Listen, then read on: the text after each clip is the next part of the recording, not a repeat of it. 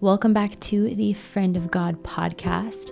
I am so excited to be back with you all in the new studio and to be here in this podcast where we focus on loving Jesus and have a high priority for spiritual, mental, emotional health. I just want this to be a place where we get to sit down and talk about Jesus together. I don't want this to be a place where I'm talking about my own thoughts and feelings, but really getting to connect with you all, and we get to do this together. And one of the best ways that I feel like I can do that is by doing a Q&A. And I feel like this is a good time to kind of do that, to touch base, answer the questions that I've been getting emailed about. I made a post on social media a couple times saying, is there any questions you would have? And I just got so many fun questions from you all. And I want to kind of take the top ones that were more repetitive, answer them here. And I know I won't get through all of them because I will probably give long answers. So I want to get through as many as possible. And then we can always do this again. But I love being able to have the conversations with you guys in this way. Getting into my most asked question on why did I randomly stop my podcast? I just want to go ahead and lay out for this whole season that I am happy. I'm not sad or depressed. I have no intention on taking my own life. Me and my husband have an incredible relationship. I have an amazing relationship with my friends and with my family. And I have not a single plan to stop loving Jesus and being a mom and taking care of my children, and will not ever, by my own hands, put a stop to that. So I think it's ridiculous that I even have to say that. But as far as why did I stop my podcast, there you go. I was getting a lot of phone calls and emails and just people coming out of the woodworks giving me information that honestly scared me like to the core. I feel like I stopped talking about ministry and went straight into the mafia there for a second. I wanted to make sure, first and foremost, before getting on a podcast and talking about how to help love Jesus and rebuild a generation going after the church and focus on spiritual, mental, and emotional health, I wanted to make sure that Bo and Sunny had a mommy and that Bo and Sunny were safe and that my family was good. Like, that was my core priorities, and I'm not pointing fingers at anyone. I'm not even specifying a specific ministry. I'm just saying the things that I heard were beyond what my head could fathom. I don't even know how to explain it to you. This is stuff that I feel like is out of the lane of ministry and heads into politics and heads into full-on mafia mentality. And not saying that anyone is planning anything or whatever. I'm just saying what I heard freaked me out. And I just wanted to take a second and pause and make sure my family was okay, make sure I had all the information that I needed correct. I know a lot of people were like, why don't you say names? Why are you skirting around the edge? Or I think I can figure out what you're talking about. And it's like, congratulations. Like, this is not about a person. This is not about a ministry for me. On this channel, I am planning on never saying names. This is a principle that I feel like I learned and that I now get the opportunity to teach out of that. I feel what the enemy meant for harm, God can more than be able to use for good. And I just want to use these things to talk about the subject of Jesus and the realities and being super open and honest. But this has never for me been about exposing a person or a place.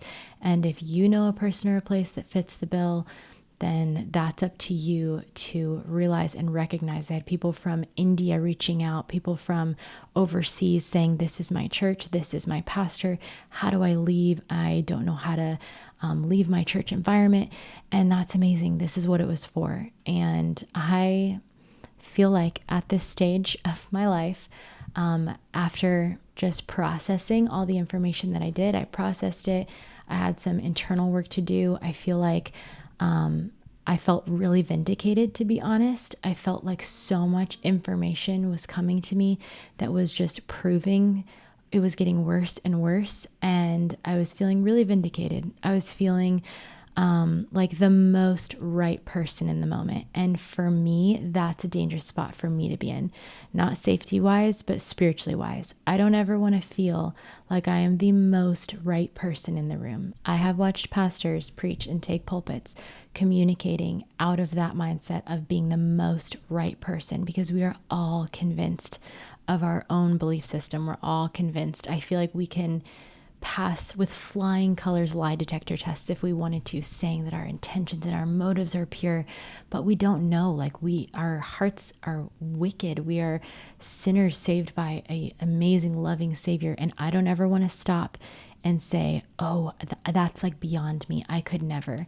And I feel like one of the best privileges that I got was watching these people go into this gradual descent of awful decisions. And when I sat there with the information I was given and people reaching out and emails and feeling so thankful that I got to be a part of a lot of people's stories in their healing and just getting to talk about things that weren't talked about. And I know I'm not the only one. There's so many incredible people writing books and messages and podcasts about the same thing. And I feel so blessed to just have a small part in that journey and in that subject. But the other part of it, and just the information that was just more and more coming out about things that had happened in the past, or whether or not things were true that people did or didn't do. And I just needed a second. I wanted to make sure that I wasn't about to fall into pride by thinking I was so correct. I wanted to make sure that my home and my family was safe. I wanted to make sure that I had all the information legally that I needed to have to make sure that I could say what I needed to say just to talk about Jesus, which is insane. This is why when you guys say, why are these people not talking about anything? And why do all these, sins and stuff get swept under the rug? My goodness. Did I find out why? Did I find out firsthand? So after that, I kind of just wanted to pause. I wanted to pause and make sure that my heart was good, that all of the information I was hearing, the phone calls, the people coming to me, it was getting really dark. I was feeling very correct. I wanted to make sure my kids were safe. I wanted to make sure my heart was safe.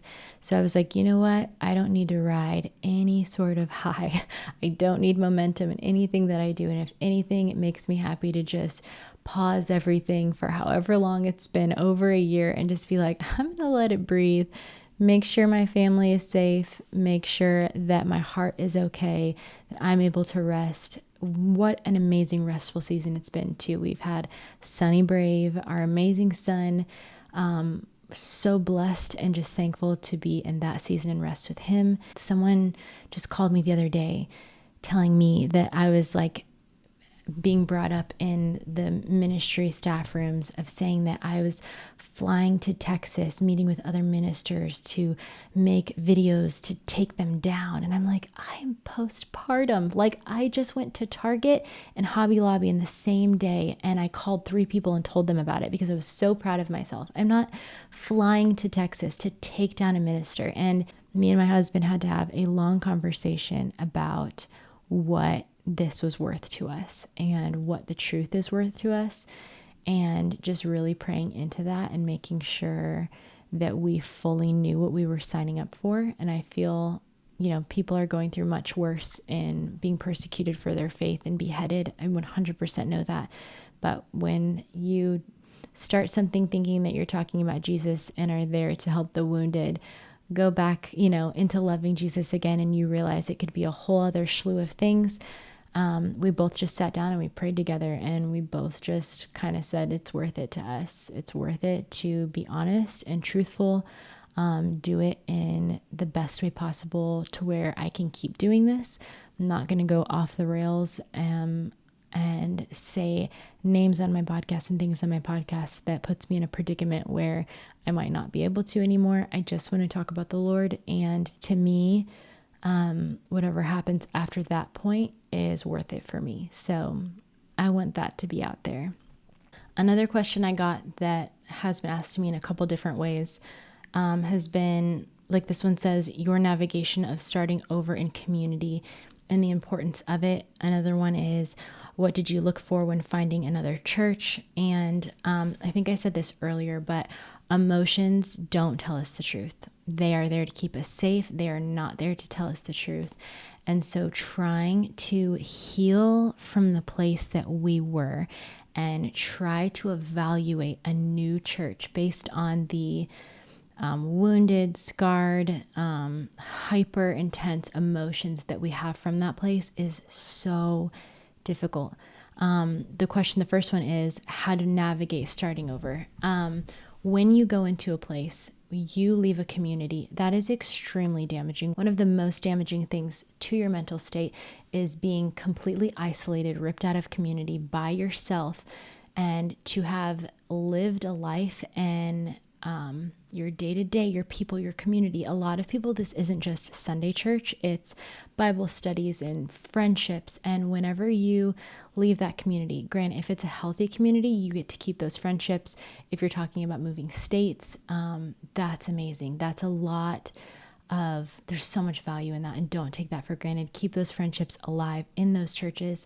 If it's a situation where you had to leave and you're, leaving for reasons and those friendships are not going to last, and a lot of people that we have found here, there's a lot of isolation, a lot of cutoff culture, and that's really, really extremely hard. And the idea of staying in that hard spot is a choice. And I know that's really difficult to say. You get to be in that spot. The Lord wants to sit with you in that spot, but to stay there and try not trusting again is a choice that you get to make. You get to decide, do I want to live in this moment or do I want to try again? The decision to let people in again is the most valuable decision you can make. It is the most beneficial decision you can make. And I know we see the Lord found so much beauty in co-laboring, and Adam needed Eve. He had everything, right? Did not Adam have everything? He had God, he had food, he had a dog, he had the whole animal kingdom, and God still thought it's not good for man to be alone. There needs to be people around you. And I know there's so much more in that scripture, but I just want to focus on that spot of saying you need people. Maybe you're safe in isolation, maybe you're safe by yourself, but the idea to choose to trust and let people in again is the right choice. Some of the scriptures on why it's important that I wrote down is Galatians 6:2. We have bear one another's burdens. Proverbs 27:17. Iron sharpens iron. If we want to be strengthened, living a sharp Christian life, we want to be able to bear each other's burdens. It's an honor to be able to love each other and walk with each other. It's an honor, like in Proverbs, to sharpen each other, to better. Like I said earlier, we can't see our own flaws, but when we have people around us with wisdom and different life experience, and they can say, hey, that's not you, and hey, that's not, in line with the Bible. And I think the idea of some people getting called out and called to the table can be really intimidating because maybe it was done wrong for a long time. But there is an amazing group of people in the body of Christ that the Lord has set aside for you, and pray into it. Like the same way that you would pray for a spouse or something like that. Just pray and say, God, in the next place that you have me, I ask you for God-fearing, strong friendships. One of the things that we really wanted, me and my husband, was just to find an extremely healthy pastor. I feel like choosing to be a part of a community is one thing, and then realizing and deciding to go back under a leadership, just trusting that they're going to be safe, is a whole other thing. And so I feel really blessed that we have known pastors and people in our city and our community. One of the things that meant so much to me is watching this pastor interact with people that I know, other pastors in the city, watching their character, knowing what they believe. And like my dad this month has been to my church more than I have been to my church. And just for him and our pastor are connecting and talking about ministry and how to help each other and, all those things. Like, it's just really beautiful. It's really beautiful to know that my dad has a church in the city and this pastor has a church in the city, and they're friends and they're kind and loving each other and helping each other. That to me said so much more than anything else. I just wanted it to be a safe place with a community, foundation, church structure. All these things are so important. But for my little mind in the moment, I just wanted a safe pastor. I just wanted to make sure that they were healthy and that I wasn't going to slowly start to let my walls down and then just get pummeled again. And here's the thing, like, that's an option. That's always an option when trusting people. I just wanted to do my best to make the right decision. Another question that I got was finding motivation to be creative while keeping motives right. And other things about learning to, like, when to know to do things in ministry if you didn't hear the go ahead from God. And a lot of times we think that unless God shows up and gives us an assignment, we shouldn't move because we could be out of the will of God. There are a few times when talking about Jesus, being creative, using the giftings God gave you, like, it is more than not, you're doing an amazing job. One of the scriptures I just want to read off the back is Exodus 31:3, where it says, I have filled him with the Spirit of God, with wisdom, with understanding, with knowledge, with all kinds of skills. This is talking about Bezalel, who was filled with the wisdom and Spirit of God to help build and craft the tabernacle. And so I feel that the Lord can fill you in any area. It doesn't have to be just on the platform, just on the pulpit. There are so many areas of creativity that the Lord wants to use us in. The Lord is such a creative God. Like, he is so creative. He made us as creative beings to love him, to lift his name, to express just the love of God in so many different ways. And I think where we get it wrong is we kind of get this idea that if God didn't tell us to go, we should stop and wait for an assignment. I feel like God gave us an entire book of telling us to go. Go into the world, make disciples, go, teach people, meet in rooms, be creative, love God with the best of your ability. From Bezalel to Peter to all the disciples, to the Old Testament, to the New Testament, like all throughout the Bible, they are loving and serving and honoring Jesus. I think we can get hyperfixed on these King Saul type mentalities where we think we're going to overstep the prophet. If God gave you clear directives, don't do this, don't go there, then be obedient 100%. And until that season is over, it's time for this over here.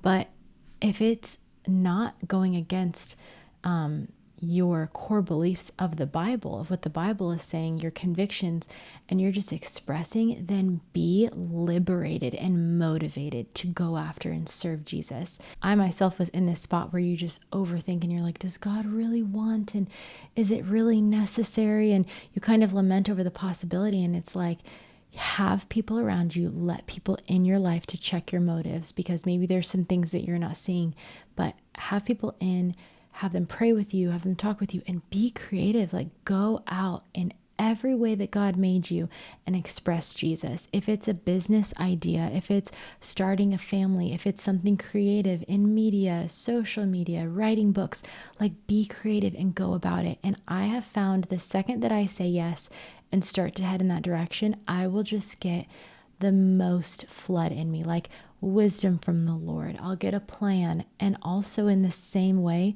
God is 100% capable of putting a blockage there. None of the doors are opening up. You kind of feel like something's off about it, and then just shelf it and put it off to the side. Maybe it's not the season. Maybe your heart just needs to go deeper in a different direction. But definitely, as far as finding motivation to be creative while keeping motives right, something that me and my husband talk about is the consistency in doing the thing that you feel like God gave you, whether it's a business or ministry, whether it's taking care of your health.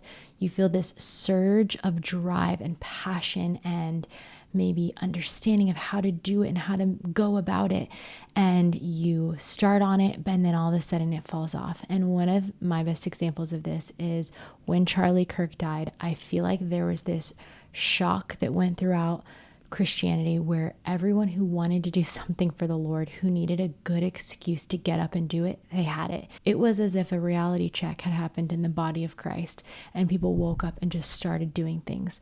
Now the difference is the consistency in doing it 3 weeks later, how to stay consistent in those things. And I think that is where proper planning takes place, is finding the motivation to be creative even when you feel like you have a yes from the Lord and an idea from the Lord, and now it starts to like fall to the wayside.